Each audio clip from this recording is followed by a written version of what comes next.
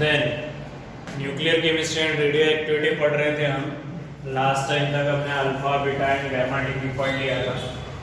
आज हम nuclear reactions क्या होती है, केमिकल रिएक्शंस क्या होती है, उन दोनों का डिफरेंस कंपैरिजन बेसिकली, और इसके लेटर हाफ में दैट इज बेसिकली हम पढ़ेंगे कि एक्चुअल में रेडियो एक्टिविटी होता क्या है, आर्टिफिशियल रेडियो एक्टिविटी क्या होता है, और इन सब का अपने डे टू डे लाइफ में किस प्रकार का यूज है या फिर किस प्रकार से काम में आता है। ठीक है, पहली चीज हम पढ़ने जा रहे हैं दैट इज न्यूक्लियर रिएक्शन। क्या होता है nuclear reaction? The reaction in which nuclei of atom interact with other nuclei. जब एक न्यूक्लियाई दूसरे न्यूक्लियाई के साथ रिएक्ट होगा और elementary particle such as alpha particle, proton और न्यूट्रॉन, जब कोई एक आधा न्यूक्लियाई दूसरे न्यूक्लियाई के साथ टकराएगा या फिर जब कभी एक आधा न्यूक्लियाई किसी अल्फा पार्टिकल के साथ, किसी प्रोटॉन के साथ या किसी न्यूट्रॉन के साथ टकराएगा, तो रिजल्ट क्या मिलेगा? The formation of a new nucleus. इसके वजह से क्या बनने के चांसेस है? नया न्यूक्लियस बनने के चांसेस है। जब एक न्यूक्लियाई दूसरे न्यूक्लियाई के साथ टकराएगा तब, या फिर जब एक आधा न्यूक्लियाई किसी अल्फा पार्टिकल के साथ, किसी प्रोटॉन, किसी न्यूट्रॉन के साथ अगर टकराएगा तो रिजल्टिंग क्या मिलेगा? एक नया न्यूक्लियस मिलेगा एंड वन और मोर एलिमेंट्री पार्टिकल। और साथ ही साथ न्यूक्लियस नया मिलने के साथ साथ उसमें से elementary particle like what, alpha, beta, gamma, ये भी मिलने के चांसेस है। तो ऐसे रिएक्शंस को हम कहते हैं न्यूक्लियर रिएक्शंस। ऐसे रिएक्शंस को हम क्या कहेंगे? Nuclear reaction. तो क्या होता है न्यूक्लियर रिएक्शन? जब एक आधा न्यूक्लियाई दूसरे न्यूक्लियाई के साथ टकराएगा तब, या फिर एक आधा न्यूक्लियाई कुछ elementary particle like alpha, proton, neutron, इन सब के साथ टकराएगा तो एक नया न्यूक्लियस बनेगा। एक नया क्या बनेगा? न्यूक्लियस बनेगा। वो नया न्यूक्लियस बनते वक्त कुछ और पार्टिकल एलिमेंट्री इमिट होंगे। तो ये जो रिएक्शंस होंगी, ये जो प्रोसेस होंगी, इस प्रोसेस को हम क्या बोलते हैं? That is known as what? Nuclear reaction. क्या कहते हैं? That is nuclear reaction. अब तक हमने अल्फा कैसे निकलता है, बीटा डीके कैसे निकलता है, ये सारी चीजें पढ़ ली है। अल्फा कैसे, बीटा कैसे, गामा कैसे, सारा ये सारा हम ऑलरेडी डिस्कस कर चुके हैं। तो we have so far discussed the natural मतलब spontaneous nuclear reaction through alpha beta decay process। Alpha और बीटा निकलने वाली जो प्रोसेस है वो हम पढ़ चुके हैं। यहाँ से आगे हमें क्या करना है? Now we consider the non-spontaneous। Non-spontaneous का मीनिंग क्या है? man-made nuclear reactions पर। तो अब तक जो पढ़ रहे थे, अब तक जो कंसिडर था वो कौन सी थी? वो दैट इज जिसे कहेंगे नेचुरल थी। यहाँ से आगे हमें क्या पढ़ना है? आर्टिफिशियल, जो इंसान करेंगे, जिसे कहेंगे ना एटम बम का एक्सप्लोजन कैसे होगा या बाकी सारा कैसे होगा, उसके बारे में जानकारी पड़ेगी। अब तक क्या पढ़ा है कि जैसे अगर कोई पर्टिकुलर एक आधा न्यूक्लियाई है वो किसी और न्यूक्लियाई के साथ टकरा रहा है तो कुछ और नया न्यूक्लियस बन रहा है, या फिर एक आधा न्यूक्लियाई है वो किसी अल्फा पार्टिकल मतलब कोई एलिमेंट्री पार्टिकल के साथ टकरा है तो नई चीज बन रही है, नया न्यूक्लियस बन रहा है। ये जो अब तक हो रहा था ये नेचुरल था। इसके आगे जो हमें पढ़ना है वो ह्यूमन, जिसे कहेंगे मैन मेड, हमें करना है, हमें करके वो रिएक्शंस करवानी है। तो मैन मेड न्यूक्लियर रिएक्शंस पढ़नी है, जिन्हें हम एक और नाम देते हैं दैट इज ट्रांसम्यूटेशन। ट्रांसम्यूटेशन, ठीक है। अब ट्रांसम्यूटेशन यानी क्या होता है? The nuclear transmutation. ट्रांसम्यूटेशन मतलब रिएक्शन आप वर्ड ले सकते हैं। The nuclear reaction is a transformation of stable nucleus to another nucleus, be it stable or unstable। जो न्यूक्लियर रिएक्शंस होती है, अब जो दो टॉपिक यहाँ से आगे हमें पढ़ना है, nuclear reactions and artificial radio activity, या फिर जिसे हम कहेंगे दैट इज ट्रांसम्यूटेशन, जिसे कंसिडरेशन वाइज। तो न्यूक्लियर ट्रांसम्यूटेशन यानी क्या होता है? न्यूक्लियर रिएक्शन और न्यूक्लियर ट्रांसम्यूटेशन क्या होता है?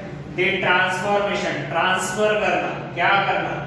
अ stable nucleus to another nucleus, एक आधा न्यूक्लियस दूसरे न्यूक्लियस में बदलना। ये जो थोड़ी देर पहले पढ़ा था, जब एक न्यूक्लियस दूसरे न्यूक्लियस के साथ टकराएगा तब। तो उसी प्रकार क्या एक आधा स्टेबल न्यूक्लियाई किसी और न्यूक्लियस में कन्वर्ट करवा देना। हालांकि वो जो न्यूक्लियस बनेगा वो स्टेबल भी हो सकता है या फिर वो अनस्टेबल भी हो सकता है, बीट स्टेबल और अनस्टेबल। ठीक है, बीट क्या होगा, स्टेबल भी हो सकता है और अनस्टेबल। हमने क्या बात पढ़ी है, दैट इज न्यूक्लियर रिएक्शंस क्या होती है। ठीक है, न्यूक्लियर रिएक्शंस क्या होती है और न्यूक्लियर ट्रांसम्यूटेशन जिसे हम कहेंगे एक ही फैक्टर कि एक आधे न्यूक्लियाई को किसी और न्यूक्लियाई के फॉर्म में कन्वर्ट कर देना, वो स्टेबल भी हो सकता है और अनस्टेबल भी हो सकता है। ठीक है, इसके बाद हम पढ़ेंगे दैट इज बेसिकली न्यूक्लियर और केमिकल रिएक्शंस के डिफरेंस क्या होते हैं, केमिकल रिएक्शंस कैसे बताते हैं, हम प्रिडिक्ट करते हैं, और साथ ही साथ न्यूक्लियर रिएक्शंस। और उसके बाद जिसे हम कहेंगे मैन मेड तरीके से किस प्रकार से हम नए नए न्यूक्लियाई बनाएंगे जिनके हम अलग अलग प्रकार के यूज कर सकते हैं। ठीक है,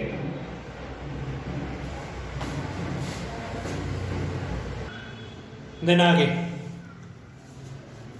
केमिकल रिएक्शंस और न्यूक्लियर रिएक्शंस एक्चुअल में होती क्या है और उनमें बेसिकली क्या फैक्टर्स है, उसके बारे में कुछ डिफरेंस पढ़ने जा रहे हैं तो बराबर ध्यान दीजिएगा। केमिकल रिएक्शंस क्या होते हैं, केमिकल रिएक्शन में जनरली क्या होता है, एटम के बीच में बॉन्ड होते हैं, बॉन्ड टूटते हैं, नए बॉन्ड बनते हैं।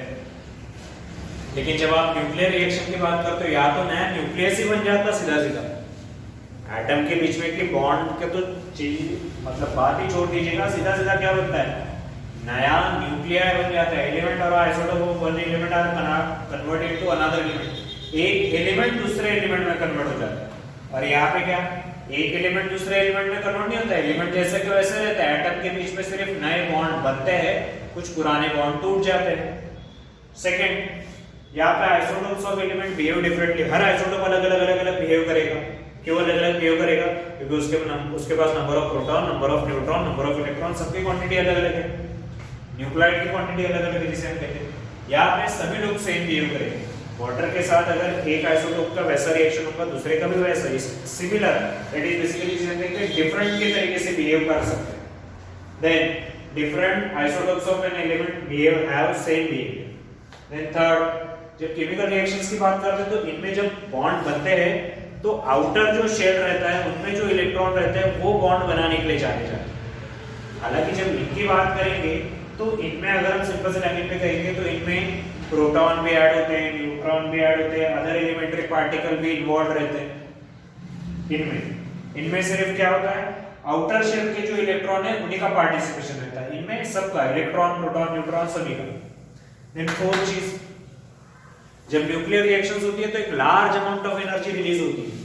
हालांकि केमिकल रिएक्शंस होते वक्त इतनी कोई खासी अमाउंट ऑफ एनर्जी रिलीज नहीं होती, बहुत कम क्वांटिटी में होती है।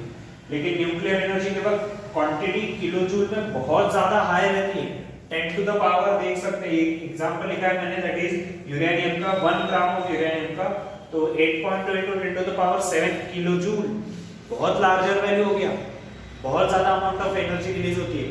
इसी एनर्जी के बदौलत तो जिसे हम कहेंगे ना एटम बम, जैसे आपने सुना होगा, या फिर सेकंड चीज जो हमने इसमें कंसीडर की है, न्यूक्लियर एनर्जी कैसे तैयार है, इलेक्ट्रिसिटी कैसे जनरेट कर सकते हैं, कितना high amount of energy generate होता है इसके वजह से।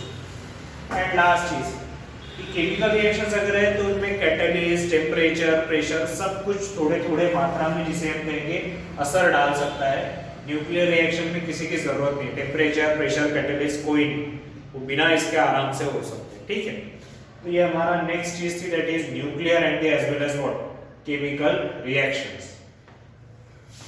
अब ये दोनों के बीच में डिफरेंस होने के बाद न्यूक्लियर और केमिकल रिएक्शंस में क्या होता है, यहां से आगे जो चीजें पढ़ने वाले हो ज्यादा काम की है तो चीजें बराबर देखना और ऑब्जर्व बराबर करना। ठीक है,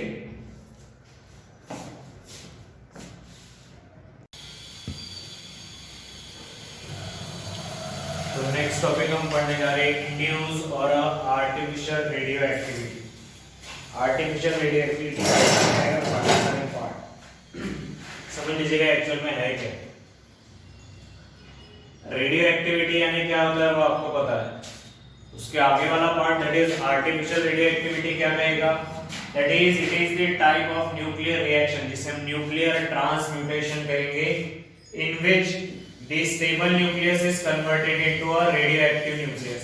जब कोई एक आधा स्टेबल न्यूक्लियस उसमें आप कुछ चेंजेस लाकर, मतलब या तो उसमें अल्फा पार्टिकल या बीटा पार्टिकल बाहर निकलकर, दैट इज कुछ अलग अलग चेंजेस होकर क्या होगा, एक रेडियो एक्टिव न्यूक्लियस बनेगा, एक रेडियो एक्टिव क्या बनेगा, न्यूक्लियस बनेगा, उसे हम क्या कहते हैं, आर्टिफिशियल रेडियो एक्टिविटी। एक रेडियो एक्टिव न्यूक्लियस बनेगा, उसे हम क्या कहते हैं, आर्टिफिशियल रेडियो एक्टिविटी। कि स्टेबल न्यूक्लियस था, कोई जरूरत नहीं उसको किसी और फॉर्म में कन्वर्ट होने की, लेकिन वो stable nucleus just because emission, कुछ लोग उसके ऊपर ऐड करवा के या उसके ऊपर बम्बार्ड करवा के मतलब उसके ऊपर दैट इज उनकी रिएक्शन करवा के उनके साथ, उस स्टेबल न्यूक्लियस से आपने एक आधा रेडियो एक्टिव रेडियो एलिमेंट जो ऐसा बनाया जिससे रेज निकल गया, ऐसा न्यूक्लियस अगर आपने बनाया तो उसे हम क्या कहेंगे, that is artificial radio activity. क्या कहेंगे, that is artificial radio activity. आगे आर्टिफिशियल रेडियो एक्टिविटी में क्या रहता है बेसिकली, जिसे हम कंसीडर करेंगे कि that is the product of nucleus, the product of nucleus decays spontaneously with the emission of radiation and the particle।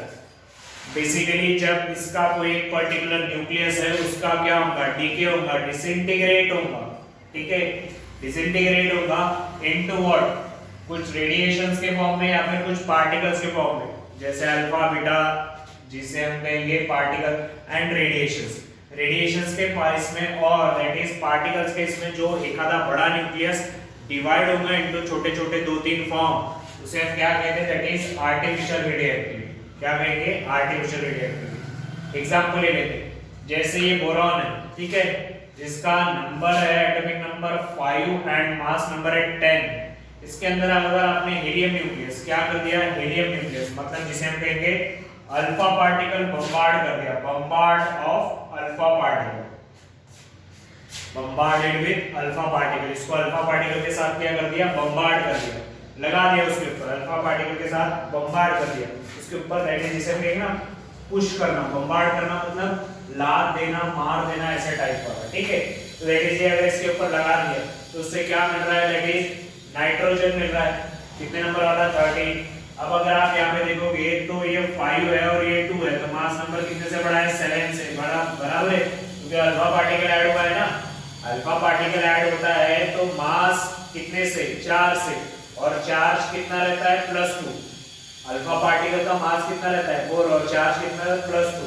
तो इसका मास 5 था, अल्फा पार्टिकल बम्बार्ड करने की वजह से ये 5 में 2 ऐड हो गया तो कितना हो गया, 7। उसी प्रकार अगर ये 10 में 4 ऐड होना चाहिए तो 14 होना चाहिए, लेकिन यहाँ पे हुआ है 13। 13 क्यों हुआ है, कॉमन सेंस है, एक बाहर निकला है, कौन बाहर निकला है, emits a what, positron, emits a what, positron, कौन बाहर निकलेगा, दैट इज बेसिकली जिसे हम क्या कहेंगे, पॉजिट्रॉन बाहर निकलेगा, कौन सिंपल से लैंग्वेज में पॉजिट्रॉन बाहर निकलेगा, ठीक है, पॉजिट्रॉन डिनोटेड बाय n, और जिसके ऊपर जिसका मास नंबर कितना रहेगा, 1, और चार्जेस 0 में, जिसे आप कंसीडर कर सकते हैं पॉजिट्रॉन।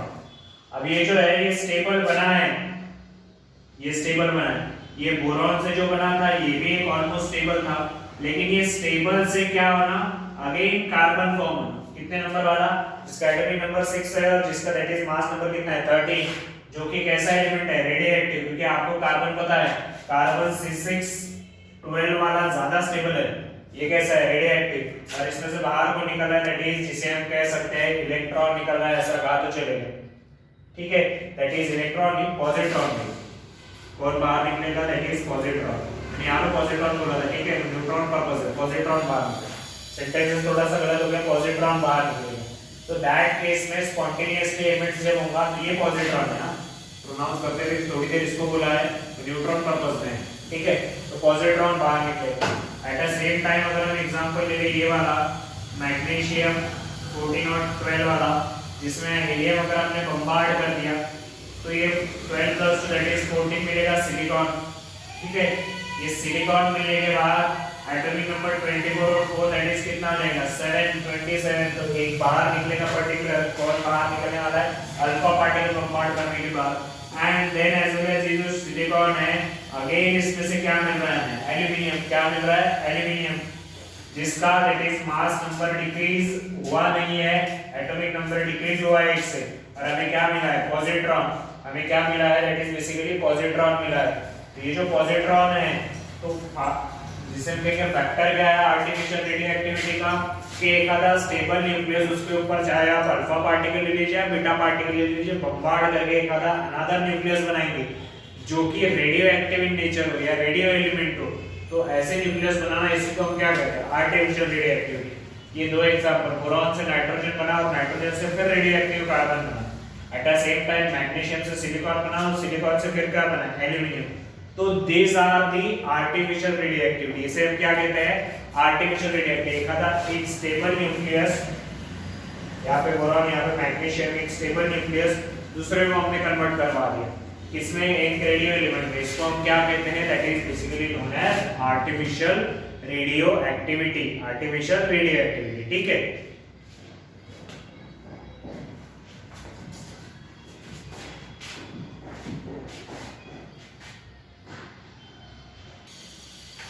देन आगे आर्टिफिशियल रेडियोएक्टिव होने के बाद next that is nuclear fission. क्या होता है न्यूक्लियर फिशन? एक सिंपल सा टॉपिक है न्यूक्लियर फिशन जिसे हम कंसीडर करेंगे। दैट इज होता क्या है, बात समझ लीजिएगा। Nuclear fission is a splitting of the heavy nucleus. Nuclear fission is the what, splitting of the heavy nucleus, ठीक है। चलिए क्या होता है nuclear fission? Is the splitting of the heavy nucleus of an atom. एखादे atom, मतलब एखादा atom जिसका न्यूक्लियस बड़ा हेवी हो in terms of mass number and the atomic number, ठीक है। दोनों के केस में बहुत ज्यादा कैसा हो, हेवी हो, of an atom into two nearly equal fragments. एखादा बड़ा न्यूक्लियस दो छोटे छोटे अलग अलग एटम में कन्वर्ट करवा देना, या दो छोटे छोटे न्यूक्लियस में कन्वर्ट करवा देना, इसी बात को हम क्या कहेंगे, फिशन। Fission means breaking. एखादा बड़ा न्यूक्लियस ब्रेक होना इनटू स्मॉल छोटे छोटे दो तीन न्यूक्लियस में, जनरली दो न्यूक्लियस में, तो उसे हम क्या कहेंगे, दैट इज न्यूक्लियर फिशन। और जब ये न्यूक्लियर फिशन होगा तो एक लार्ज या tremendous amount of energy release होगी। जिस अमाउंट ऑफ एनर्जी का पर्पस या यूज क्या है वो हम थोड़ी देर में भी पढ़ेंगे, ठीक है।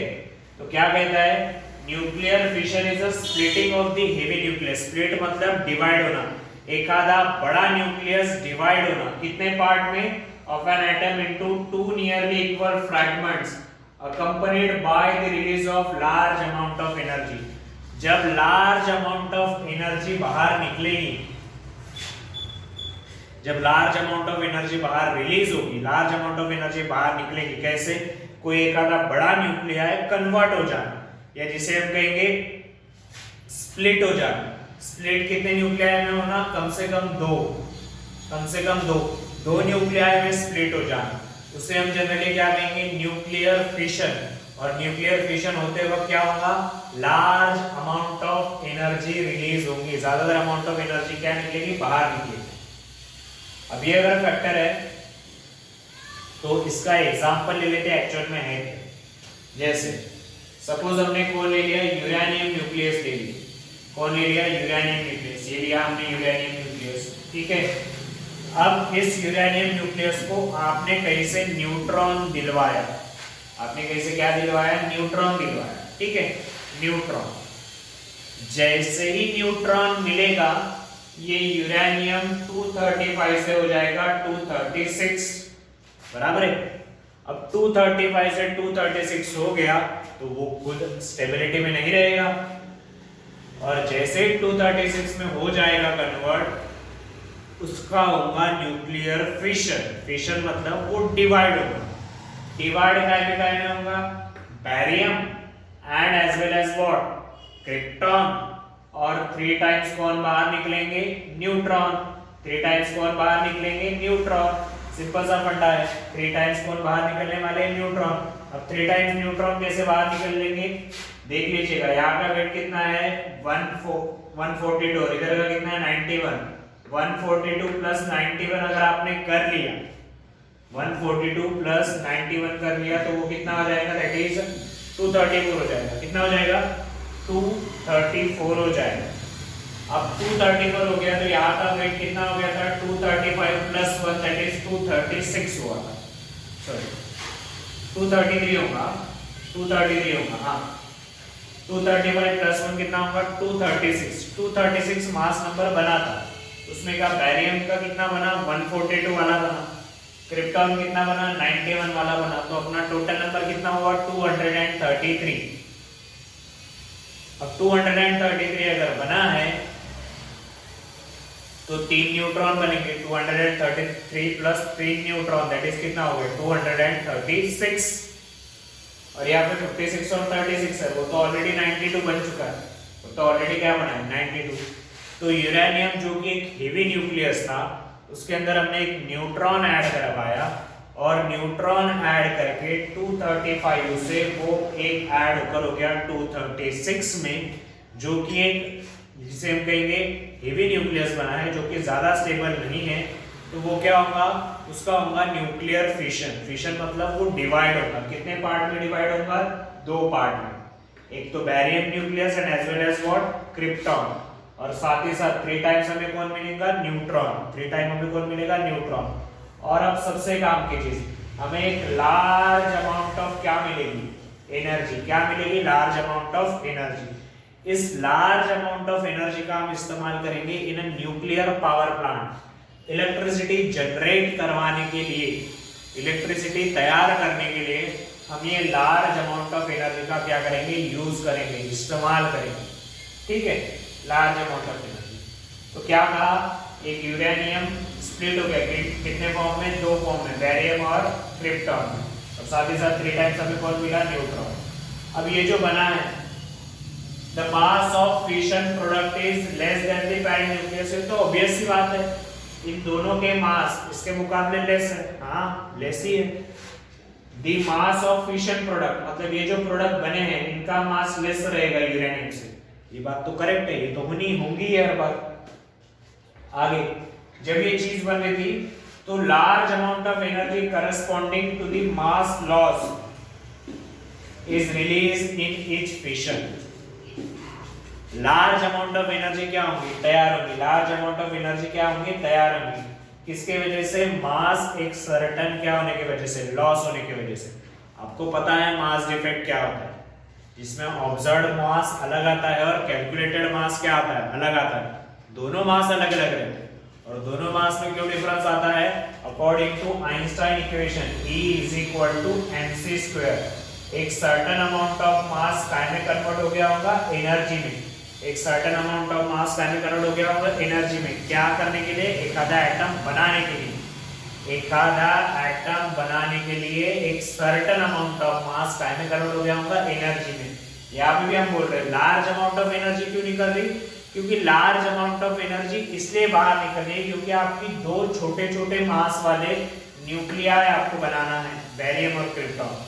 इसके लिए एक लार्ज अमाउंट ऑफ एनर्जी क्या निकलेगी, बाहर निकलेगी, लार्ज अमाउंट ऑफ एनर्जी क्या होगी, रिलीज होगी। अब ये होने के बाद अब ये प्रोसेस कैसा चलेगा, आगे कंटिन्यू कहा तो होगा।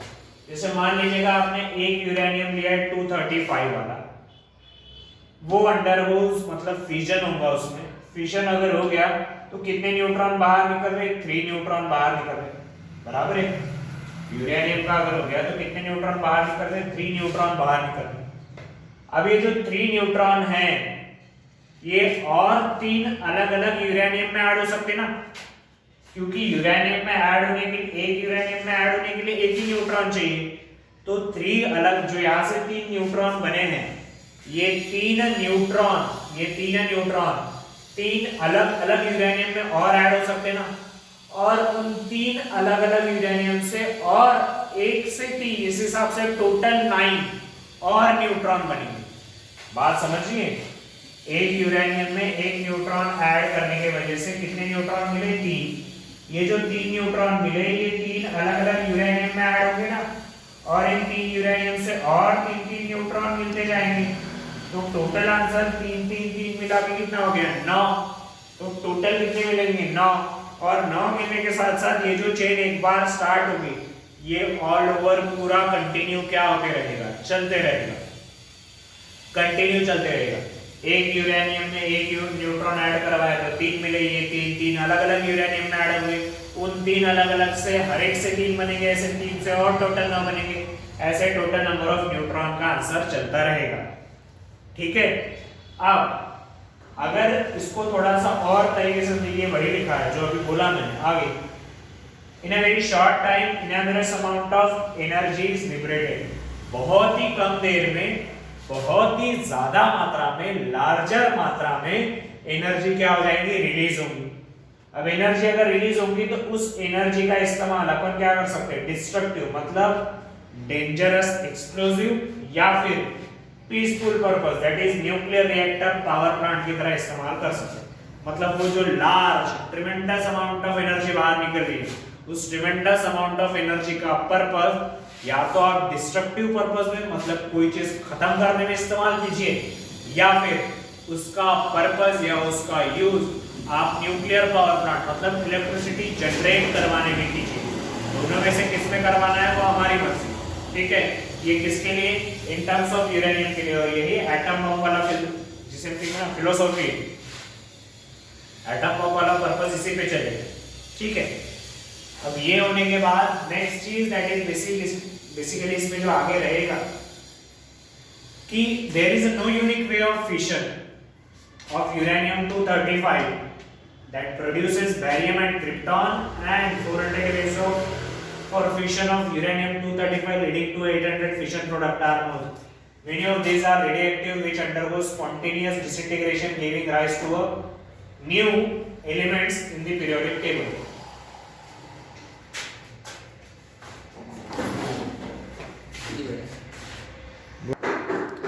Then क्या कि फिशन करवाने में बेसिकली क्या, बेरियम और क्रिप्टॉन का कोई यूनिक वेज नहीं है, नॉर्मल वेज है, ठीक है। और इसमें और 100-800 फिशन प्रोडक्ट आर, और फिशन करवा के आप मल्टीपल और प्रोडक्ट निकाल सकते हो।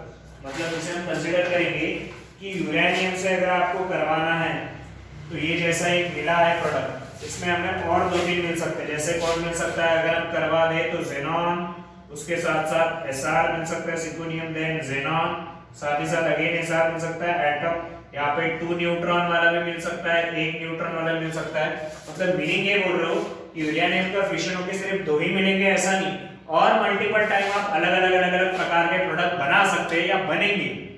दैट इज ये होता है जनरली न्यूक्लियर फिशन में, एक ही तरह का नहीं, स्पॉन्टेनियस डिसइंटीग्रेशन होता है, डिवाइड होते हैं, एक बड़ा न्यूक्लियस छोटे फॉर्म में जा रहा है तो ये 2 ही सिमिलर नहीं, हर बार वैरायटी भी बना सकते हैं आप, अगर अलग अलग वैरायटी भी बन सकती है। तो ये अगर हो गया तो हमें एक बात पता चलती है कि जब ये फिशन होता है तो हर बार कितने न्यूट्रॉन कम से कम एमिट होते हैं, 2 to 3, और एवरेज अगर निकाल रहे हैं तो 2.5। कितना न्यूट्रॉन एमिशन होता है, 2.5 न्यूट्रॉन क्या होता है, एमिशन होता है। और अगर इतने न्यूट्रॉन होंगे तो इतने सारे न्यूट्रॉन का करना क्या है, इतने सारे न्यूट्रॉन को कुछ खासा बात करनी नहीं, एक यूरेनियम से और एक यूरेनियम को एक न्यूट्रॉन, दूसरे को दूसरा, तीसरे को तीसरा, ऐसे मल्टीपल चेन चलता रहेगा, यूरेनियम को न्यूट्रॉन लगते रहेंगे, एक यूरेनियम में एक न्यूट्रॉन ऐड होता रहेगा, वो और डिवाइड होगा, वो और मल्टीपल में डिवाइड होगा, इस प्रकार कंटिन्यू चेन क्या होती रहेंगी, चलती रहेगी। इसलिए शायद आपने सुना होगा कि एटम बम अगर एक बार फोड़ दिया जाए उसके इफेक्ट सालों तक रहते हैं, बहुत लार्जर पर्पस में रहेगा। क्यों? क्योंकि यूरेनियम बहुत ज्यादा क्वांटिटी में अगर रहा, that is number of time रहा, तो एक यूरेनियम को एक न्यूट्रॉन तो वो बम्बार्ड करके, मतलब जिसे हम कहेंगे explode, large amount of energy release करेगा और करेगा, दूसरा यूरेनियम और कुछ करेगा, तीसरा यूरेनियम और करेगा। जैसे एक यूरेनियम में ये बनाया, एक बार एक से Sr बनाएंगे, ऐसे अलग अलग बहुत बार बना सकते हैं। ये सारे हमारे लिए इंजूरियस टू हेल्थ है, हानिकारक है टोटली, ठीक है। तो न्यूक्लियर फिशन क्या होता है, एक आधा बड़ा न्यूक्लियस 2 छोटे छोटे न्यूक्लियस में स्प्लिट हो जाना और उसमें से लार्ज अमाउंट ऑफ एनर्जी बाहर निकलना, वो large amount of energy purpose इस्तेमाल करना, एज ए डिस्ट्रक्टिव पर्पस में लीजिए या फिर न्यूक्लियर पावर प्लांट में लीजिए, आप किस प्रकार इस्तेमाल करना है वो इस्तेमाल आपकी मर्जी। तो उसके बेसिस में हम लार्जर क्वांटिटी में क्या तैयार कर रहे हैं, एनर्जी भी साथ साथ, जैसे कि इसमें जनरली जो एनर्जी तैयार होती है वो around 200 million electron volt energy तैयार होती है, जो कि बहुत ज्यादा है। इतने लार्ज अमाउंट में जब एनर्जी तैयार होती है उसका हम पर्पस अलग इस्तेमाल करते हैं, और इनसे तो क्या कहेंगे, दैट इज ये 2 लाइटर न्यूक्लियर में क्या हो रहा है, स्प्लिट हो रहा है, ठीक है। तो इसे हम क्या कहते हैं, दैट इज न्यूक्लियर फिशन। क्या कहेंगे, न्यूक्लियर फिशन।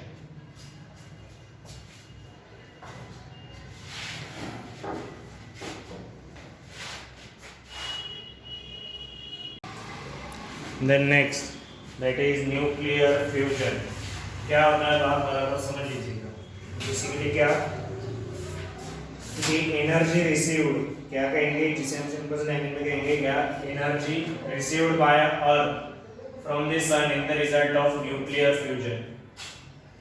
अर्थ को जो एनर्जी मिलती है सन से, ठीक है, उस एनर्जी जो रिसीव होती है in the form of nuclear fusion. अब इस प्रोसेस में होता क्या है, in this process the lighter nuclei combine to fuse together and form a heavy nuclei. Nuclear fission जो पढ़ा था इसके पहले, उसमें था कि एक आधा बड़ा न्यूक्लियस स्प्लिट होके छोटे छोटे न्यूक्लियस में डिवाइड हो जाना, उसे हम न्यूक्लियर फिशन कहते हैं। यहाँ पे हमें फ्यूजन, छोटे छोटे न्यूक्लियस को मिला देना और मिला के एक आधा क्या बनाना, बड़ा न्यूक्लियस बनाना, बड़ा न्यूक्लियस बनाना, इसी को हम क्या कहते हैं, न्यूक्लियर फ्यूजन। अब न्यूक्लियर फ्यूजन अगर इसे कहते हैं तो न्यूक्लियर फ्यूजन के फॉर्म, न्यूक्लियर फ्यूजन होता है इसीलिए हमें एनर्जी मिलती है, यानी अर्थ को एनर्जी मिलती है सन से। कैसे, वो आगे पढ़ेंगे, मैं बता रहा हूं, ठीक है। पहले न्यूक्लियर फ्यूजन यानी क्या, एक ऐसा प्रोसेस जिसमें लाइटर न्यूक्लियर, लाइटर मतलब छोटे छोटे दो चार न्यूक्लियाई मिलके कंबाइन होके एक बड़ा न्यूक्लियाई बनाएंगे। एक क्या बनाएंगे, बड़ा न्यूक्लियाई बनाएंगे, और जो बड़ा न्यूक्लियाई बनाते वक्त एक लार्ज अमाउंट ऑफ एनर्जी भी रिलीज होगी, लार्ज अमाउंट ऑफ एनर्जी रहेगी। ऐसी पर्टिकुलर रिएक्शन को हम क्या कहेंगे, न्यूक्लियर फ्यूजन। क्या कहेंगे, दैट इज न्यूक्लियर फ्यूजन। अब इसे अगर न्यूक्लियर फ्यूजन कहते हैं तो न्यूक्लियर फ्यूजन होने के वजह से अर्थ को एनर्जी मिलती है सन से। कैसे, बात समझिए। जैसे the nuclear fusion reaction occurring in the sun and stars, जैसे मान लीजिएगा हाइड्रोजन है, पहला भी हाइड्रोजन दूसरा हाइड्रोजन, तो हाइड्रोजन अगर मिल गया तो कितने टाइम बनेगा, 2 टाइम्स। कितने टाइम बनेगा, 2 टाइम्स। मास नंबर सेम रहेगा और बाहर कौन निकलेगा, इलेक्ट्रॉन बाहर निकल जाएगा, बराबर है। इलेक्ट्रॉन बाहर निकल जाएगा एक, तो ये +1 है और ये -1 है, तो मास नंबर तो चार्ज तो बैलेंस हो गया, और दैट इज मास नंबर कितना हो गया, 2। अब ये जो दो है, ये दो हाइड्रोजन वाला अगर फिर से हाइड्रोजन के साथ मिला तो क्या मिलेगा, हीलियम। हीलियम न्यूक्लियस कितने वाला, 3 वाला। ये 3 हीलियम न्यूक्लियस वाला अगर और 3 के साथ बना तो क्या मिलेगा, 4 मास नंबर होने वाला हीलियम न्यूक्लियस, और साथ ही साथ हाइड्रोजन मिलेगा जिसका मास नंबर भी 1 है और एटॉमिक नंबर भी 1 है। और ये होने के बाद दैट इज ये जो 3 नंबर वाला हीलियम न्यूक्लियस है, ये 1 नंबर वाला हाइड्रोजन के साथ मिलेगा तो 4 नंबर वाला क्या होगा, हीलियम न्यूक्लियस बनेगा। अब इसका काम क्या है बनना, ऐसा कहा जाता है कि sun is the isotopes of hydrogen. Hydrogen के जो आइसोटोप बने हैं वो हाइड्रोजन के आइसोटोप अनस्टेबल है, या फिर हाइड्रोजन के आइसोटोप ज्यादा देर टिकते नहीं है, तो हाइड्रोजन के आइसोटोप एक में के साथ मिलते हैं और टकरा के एक बड़ा हीलियम न्यूक्लियस बनाते हैं। वो बड़ा हीलियम न्यूक्लियस बना तो टकरा के एक हीलियम न्यूक्लियस बनता है हाइड्रोजन का आइसोटोप। वो जो बड़ा न्यूक्लियस बनेगा तो वो बड़ा न्यूक्लियस बनते वक्त ट्रिमेंडस अमाउंट ऑफ एनर्जी क्या होती है, रिलीज होती है। उस एनर्जी की वजह से सन पूरा टाइम शाइन करता रहेगा। दूसरी बात, ये किसके वजह से हो रहा है, हाइड्रोजन की वजह से। जब हाइड्रोजन के मॉलिक्यूल आपस में क्या होंगे, टकराएंगे, छोटे छोटे हाइड्रोजन के मॉलिक्यूल्स टकरा के एक बड़ा न्यूक्लियस बनाएंगे। बड़ा न्यूक्लियस बनाते वक्त एक लार्ज अमाउंट ऑफ एनर्जी क्या होगा, रिलीज होगा।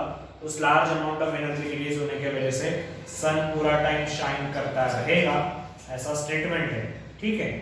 दैट बिकम, ये वही बात जो पहले लाइन लिखी है वो इससे रिलेटेड है कि हम अर्थ को जो एनर्जी मिलती है सन से वो न्यूक्लियर फ्यूजन होने के वजह से मिलती है। कि जब छोटे छोटे न्यूक्लियाई टकरा के बड़ा न्यूक्लियाई बन जाता है, वो बड़ा न्यूक्लियाई होने के बाद एक large amount of energy release होती है जिसके वजह से हमें एनर्जी मिली, ठीक है। तो इसे हम क्या कहते हैं, न्यूक्लियर फ्यूजन।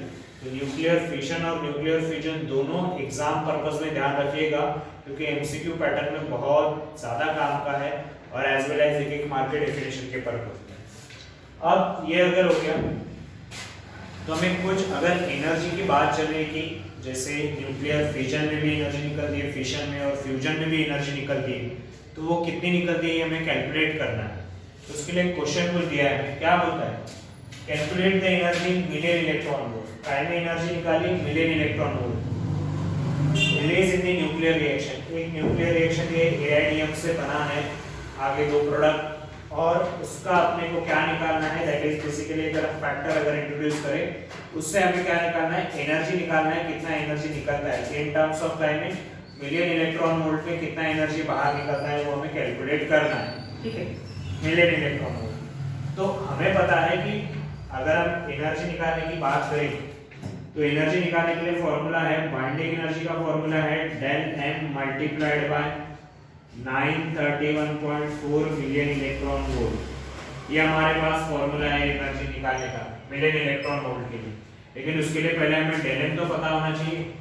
डेल एम क्या होता है, मास डिफेक्ट। और मास डिफेक्ट क्या कहता है, मास डिफेक्ट जिसे हम सिंपल से में मास डिफेक्ट आपने इसके पहले पढ़ा है, कहाँ पे पढ़ा है, दैट इज इसी टॉपिक में आगे हुआ है। तो मास डिफेक्ट का फॉर्मूला अगर हम लगाएंगे तो डेल एम का फॉर्मूला क्या लगता है, दैट इज जिसे हम कहेंगे कैलकुलेटेड मास माइनस ऑब्जर्व्ड मास। कैलकुलेटेड मास माइनस क्या, ऑब्जर्व्ड मास।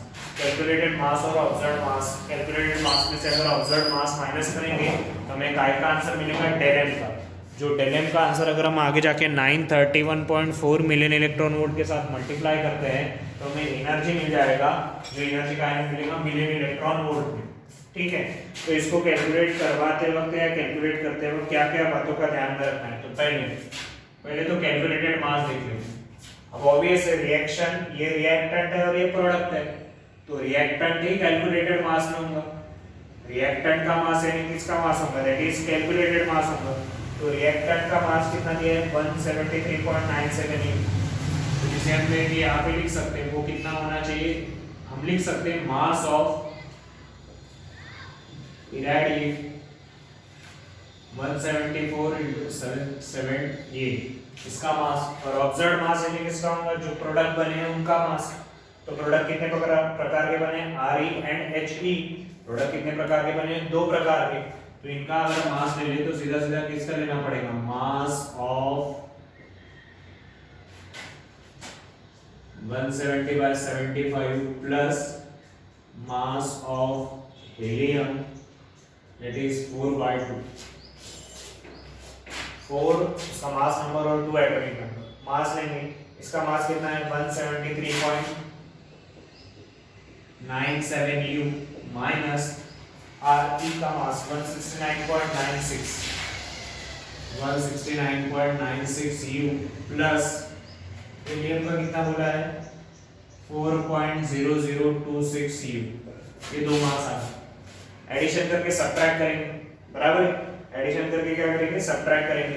तो सब्ट्रैक्ट अगर करेंगे तो हमारा आंसर क्या आ जाएगा, U में। वो काय का आंसर आएगा हमारा डेल एम का, बराबर है। वो डेल एम का आंसर हमें यहाँ पे पुट करना पड़ेगा। मल्टीप्लाई बाय कितना करेंगे, 931.4 मिलियन इलेक्ट्रॉन वोल्ट। तो हमारा काय का आंसर मिल जाएगा एनर्जी का, काय का आंसर मिल जाएगा एनर्जी का।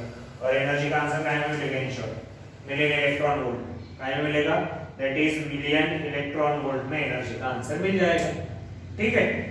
तो ये जो क्वेश्चन है इस प्रकार और 2-3 क्वेश्चन रहेंगे जो मैं आपको सेंड कर रहा हूँ, तो आप बराबर उसको भी सॉल्व कर लीजिएगा। 2 ही क्वेश्चन है, ज्यादा बड़े नहीं है, कि मिलियन इलेक्ट्रॉन वोल्ट में कैसे हम मास मतलब एनर्जी का आंसर निकालें।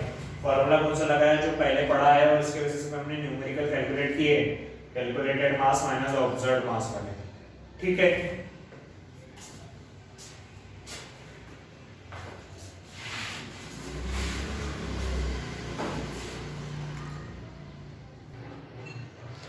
देन आगे कुछ और न्यूमेरिकल, दैट इज जो एक जिसे हम कहेंगे ना काम के पर्पस में, जैसे क्या कहता है, how many particles are emitted by 0.1 gram of radon 226 in 1 year. अगर एक साल की बात 0.1 ग्राम ऑफ रेडॉन ले तो एक साल के अंदर उसके अंदर से कितने पार्टिकल्स बाहर निकलेंगे वो हमें पता करना है, ठीक है। कितने पार्टिकल्स का आंसर बाहर निकलेगा वो वैल्यू हमें पता करनी है। तो वो वैल्यू, ठीक है, कितने नंबर ऑफ पार्टिकल्स बाहर निकलेंगे 1 ईयर के अंदर रेडॉन दैट इज, वो हमें पता करना है। तो कितने नंबर ऑफ पार्टिकल्स अगर बाहर निकलेंगे तो हमें एक बात पता है कि रेट पता करना है, इन शॉर्ट, बराबर है। क्या पता करना है? रेट। तो रेट का अगर आपको शायद याद हो, dn/dt is equal to lambda into N, rate of decay. Rate of decay निकालने का फॉर्मूला था, that is what, lambda into N, rate निकालने का फॉर्मूला। अब हमें पता करना है कि एक साल के अंदर अंदर रेडॉन जो कि लिया गया है 0.1 ग्राम, उसका वैल्यू लिया गया है, उसके अंदर से कितने नंबर ऑफ पार्टिकल्स बाहर निकल जाएंगे। तो इन शॉर्ट अगर हम लैम्बडा और एन दोनों का आंसर पता कर ले तो हमें रेट का आंसर पता चल जाएगा, मतलब हाउ मेनी पार्टिकल्स का आंसर पता चल जाएगा। हाउ मेनी पार्टिकल्स, कितने परसेंटेज मिले, कितना रेट था, कितना स्पीड था, वही तो बोल रहा है कि हाउ मेनी पार्टिकल्स, कितने पार्टिकल्स बाहर निकले। इन शॉर्ट रेट पूछ रहा है आपको। तो रेट का ये यहाँ पे माइनस साइन क्यों आया था, इसके बारे में डिस्क्रिप्ट, जिसे हम कहेंगे अपन डिटेल में पढ़ चुके हैं कि वो डिकम्पोजेस होता है इसके वजह से। और लैम्बडा इनटू एन, लैम्बडा और एन दोनों का आंसर तो सेपरेट सेपरेट मिल गया, तो काम हो गया अपना। तो लैम्बडा का आंसर कैसे निकलता है, 0.693 upon t1/2 half life period. अब 0.693 अगर है तो हाफ लाइफ पीरियड दिया है, क्या दिया है, कितना दिया है, 1620 ईयर। इसको अगर आप करोगे तो लैम्बडा का आंसर क्या में आएगा, ईयर इनवर्स में आएगा। काय में आ जाएगा, ईयर इनवर्स में। अगर आप इसको डिवाइड करोगे, इसको डिवाइड कर लिया और ये आंसर अगर आपने डाल लिया, अब आपको काय का आंसर निकालना है, एन। एन यानी क्या होता है, नंबर ऑफ न्यूक्लियाई। तो नंबर ऑफ न्यूक्लियाई को आप नंबर ऑफ मोल के समान समझिएगा। तो नंबर ऑफ मोल का फॉर्मूला क्या होता है, मास अपॉन मोलर मास। तो रेडॉन का मास कितना लिया गया है, 0.1 ग्राम। तो ये 0.1 ग्राम मास अपॉन मोलर मास, इसका मोलर मास कितना है, 226, बराबर है ना, उसका मास दिया गया है, उसका मास नंबर कितना हो गया, 226। इसका आंसर निकाल लेंगे हम, तो ये हमारे नंबर ऑफ न्यूक्लियाई पता चलेंगे। लेकिन अपने को नंबर ऑफ न्यूक्लियाई ज्यादा, that is in terms of पूरे ग्राम के अंदर पता करना है, ये नंबर ऑफ मोल का आंसर है। तो इस आंसर को मल्टीप्लाई कैसे करना पड़ेगा, 6.022 into 10 to the power 23। ये आपने पढ़ा होगा, आपने नंबर ऑफ मोल का फॉर्मूला पढ़ा है। नंबर ऑफ मोल यानी mass of substance upon molar mass. और नंबर ऑफ मॉलिक्यूल निकालने के लिए फॉर्मूला क्या है, number of mole multiply by Avogadro number. वो आपने लेसन नंबर फर्स्ट में पढ़ा है। तो वही, तो नंबर ऑफ मॉलिक्यूल निकालना है ना, नंबर ऑफ न्यूक्लियाई निकालना है। तो नंबर ऑफ न्यूक्लियाई के लिए फॉर्मूला क्या है, number of mole multiplied by Avogadro number. Number of mole कैसे निकालते हैं, मास अपॉन मोलर मास। मास कितना रखा है, 0.1, और मोलर मास कितना रखा है, 226। मल्टीप्लाई कितने से करेंगे, 6.022 into 10 to the power 23, जो कि एवोगाड्रो नंबर है। इनसे मल्टीप्लाई करके किसका आंसर निकालेंगे, n का। अब n का आंसर अगर निकल गया तो लैम्बडा का भी आंसर है और n का आंसर है, वो दोनों आंसर यहाँ पे सीधा सीधा पुट कर देंगे। तो उस लैम्बडा का आंसर का और n का आंसर का क्या होगा, मल्टीप्लाई। क्या होगा, मल्टीप्लाई। तो आपको पता चल जाएंगे कि कितने नंबर ऑफ पार्टिकल्स निकलेंगे एक साल के अंदर, कितने नंबर ऑफ पार्टिकल बाहर निकलेंगे। वो सीधा सीधा क्या बोला है, लैम्बडा का आंसर निकालिए, यहाँ से n का आंसर निकालिए, उन दोनों आंसर का क्या कर दीजिएगा, मल्टीप्लिकेशन। तो आपको आपके कितने नंबर ऑफ पार्टिकल्स मतलब रेट आपका पता चल जाएगा, है ना। देन ये होने के बाद इसी प्रकार अब ये जो सेकंड वाला क्वेश्चन है क्या कहता है, हाफ लाइफ दिया गया है, हाउ मेनी कितने पार्टिकल। अब यहाँ पे अल्फा पार्टिकल का एमिशन पूछा है, लेकिन कितने दिन में, 1 सेकंड के अंदर। और यहाँ पे कितने ईयर के लिए पूछा गया था, 1 ईयर के लिए। अगेन सेम फॉर्मूला, हमें रेट ही निकालना है ना, तो रेट निकालते वक्त dn/dt is equal to lambda multiplied by n। Lambda का आंसर सेपरेट निकाल लेंगे, 0.693 अपॉन t1/2। ये 0.693 अपॉन हाफ लाइफ कितना दिया गया है, हाफ लाइफ कितना दिया है, 102 ईयर, 102 ईयर, 102 साल। तो 102 अगर ईयर अगर रहा तो ये आंसर जो निकलेगा वो ईयर इनवर्स में निकलेगा ना। लेकिन उन्होंने तो हमें सेकंड में पूछा है, यहाँ पे हमारा आंसर ईयर में पूछा था इसलिए ईयर रख दिया। तो अगर सेकंड में पूछा है तो इन 102 सालों को, ये जो 102 ईयर्स है, इनको हमें कन्वर्ट करना पड़ेगा, काय में कन्वर्ट करना पड़ेगा, सेकंड में। तो हम क्या करेंगे इसको, 0.693। अब एक साल में कितने दिन रहते हैं, 365 दिन। 365 दिन में आवर कितने रहते हैं, 24। दैट इज हाँ 102 ईयर, 102 साल, 102 साल में टाइम कितना रहता है बेसिकली जिसे हम कंसीडर करेंगे, दिन कितने रहते हैं, एक ईयर में 365 दिन, तो मल्टीप्लाई बाय 365। एक दिन में आवर कितने रहते हैं 24, तो उसको मल्टीप्लाई किया 24 से, और साथ ही साथ एक आवर में कितने सेकंड रहते हैं 3600, तो उससे मल्टीप्लाई किया, तो ये इतना मल्टीप्लाई ये करेंगे तो आंसर सीधा सीधा काय में आ जाएगा, सेकंड में आ जाएगा, सेकंड इनवर्स में आ जाएगा। अब लैम्डा का आंसर निकालने के बाद किसका आंसर निकालेंगे, n का। n का आंसर क्या कहता है, अगेन नंबर ऑफ मोल और एवोगैड्रो नंबर, तो कितना दिया गया है 2 मिलीग्राम दिया गया है, कितना दिया गया है 2 मिलीग्राम, तो ऊपर लिखेंगे 2 मिलीग्राम, लेकिन मिलीग्राम तो काय में कन्वर्ट करना पड़ेगा, ग्राम में, डिवाइड बाय उसका मास कितना दिया गया है, दैट इज उसका मास दिया है 209, तो नीचे कितना आएगा 209, और इसको मल्टीप्लाई कर देंगे सीधा सीधा कौन से नंबर से, एवोगैड्रो नंबर से, तो आपका किसका आंसर निकलेगा, n का। जब आपका लैम्डा और n दोनों का आंसर निकल गया तो आप रेट निकाल लीजिए सीधा सीधा, क्या dn/dt is equal to lambda multiplied by lambda का आंसर यहाँ से आया, n का आंसर यहाँ से आया है, तो वो आंसर आपका क्या है, सेकंड इनवर्स में आ जाएगा, ठीक है। दैट इज पार्टिकल्स पर सेकंड, पार्टिकल्स पर सेकंड का आंसर मिल जाएगा। यहाँ पे आपको अल्फा पार्टिकल्स पर सेकंड में कितने डिसइंटीग्रेट होते हैं उसका आंसर मिलेगा, और यहाँ पे जो आपको निकालने को है वो पार्टिकल्स पर ईयर में कितने डिसइंटीग्रेट होते हैं उन दोनों के आंसर मिल जाएंगे, यहाँ पे ईयर के हिसाब से और यहाँ पे किसके हिसाब से, सेकंड के हिसाब से। ये क्वेश्चन बराबर सॉल्व कीजिएगा, इनके आंसर्स बराबर निकालिएगा, ठीक है। थोड़ी काम की चीजें बराबर ध्यान देके बराबर छुड़ाइएगा तो आपके लिए वो इजी रहेगा, ठीक है। अब थोड़ा सा न्यूक्लियर फ्यूजन का एक टॉपिक कवर कर लेते हैं कि एक्चुअल में होता क्या है।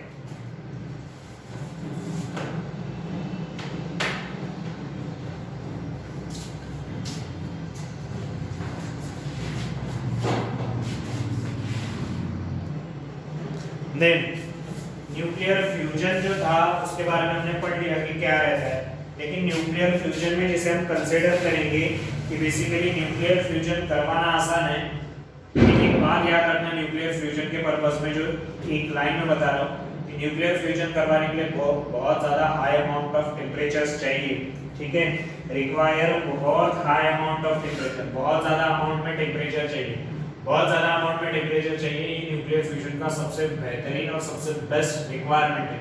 इसीलिए न्यूक्लियर फ्यूजन नॉर्मली अपने यहाँ पे अपन करते नहीं, अपन न्यूक्लियर फिशन करने में ज़्यादा ध्यान देते हैं एज कम्पेयर टू फ्यूजन, इसलिए फ्यूजन वाले पर्पस कहाँ पे लिखा है, एग्जाम्पल जो लिया आपने वो कौन सा लिया, सन वाला, कौन सा लिया, सन वाला, ठीक है।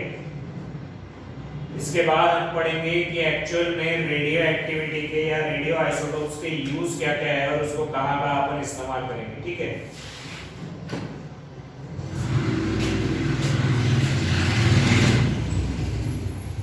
न्यूमेरिकल बराबर सॉल्व कीजिएगा जितने दिए गए हैं, और जो अभी पढ़ा है इन सबको डिफिकल्टी डाउट लगेंगे तो आप पूछ सकते हैं, ठीक है।